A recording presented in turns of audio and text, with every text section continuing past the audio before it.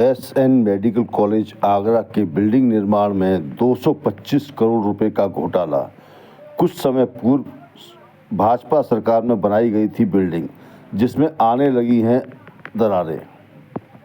आप देख रहे हैं crime of India news. Crime of India news के लिए मैं नरेंद्र कुमार। जी, जिस तरीके से आपने एसएन मेडिकल की बिल्डिंग को लेकर के जो मामला उठाया है, क्या पूरा मामला है? मैं कुछ दिन पहले एसएन मेडिकल कॉलेज जो बीमार लोग थे उनसे मिलने गया था। उसमें एडमिट इलाज चल रहा था। बिल्डिंग में गया तो नीचे से सुपर स्पेशलिटी बिल्डिंग है जो लगभग 225 करोड़ रुपए उसके लिए सैंक्शन हुआ है, जिससे लागत है पूरा उसके अंदर। तो उसके नीचे से पूरा दरारें पड़ी हुई थी उसके अंदर। मैंने ये तो बहुत बड़ी बात है और इसमें तो बहुत बड़ा घोटाला हुआ है।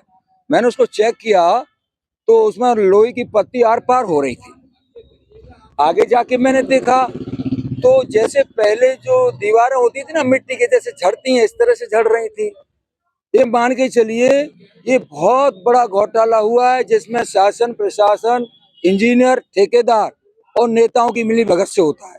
जब भी कोई विकास कार्य होता है तो वहाँ के सांसद विधायक भी उसमें कमीशन लेते हैं। अगर ये लोग ठीक होते इतना बड़ा भ्रष्टाचार नहीं होता, जिसमें इतना बड़ा कहना मिनी एम्स जिसको हम कहते हैं उसमें इतना बड़ा भ्रष्टाचार हो गया।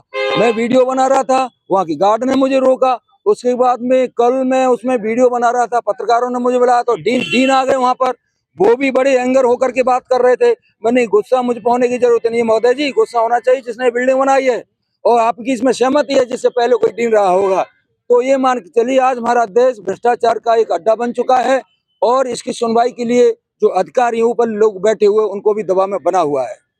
कॉलेज के प्रिंसिपल का कहना ये है कि जो आपने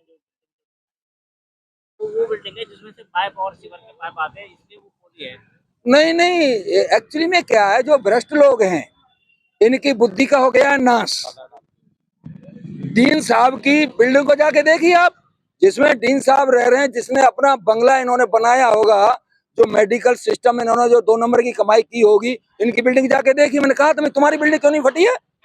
जब मैंने कर दे पूरी दीवार ऊपर से नीचे तक बुरा हाल है। इनकी बुद्धि का नाश हो गया। वर्ष लोग हो, चाहे वो सांसद हो, विधायक हो, मंत्री हो, आज ये लुटेरे बन गए। रियल में ये नेता नहीं है, ये देश के असली शोषक हैं।